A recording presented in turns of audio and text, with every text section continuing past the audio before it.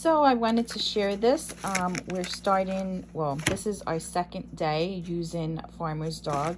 My dog absolutely loves it. So he has to have half, but I mix it with his Blue Mountain.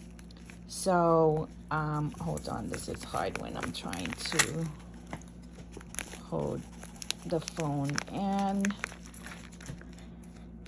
okay. So, since I'm mixing it also with his dry food, okay, it's okay, hold on.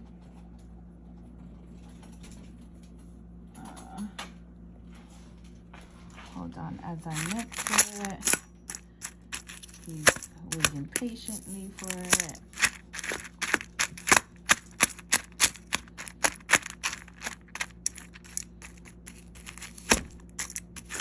And you will see that in a second, as soon as I put it down for him. Wait.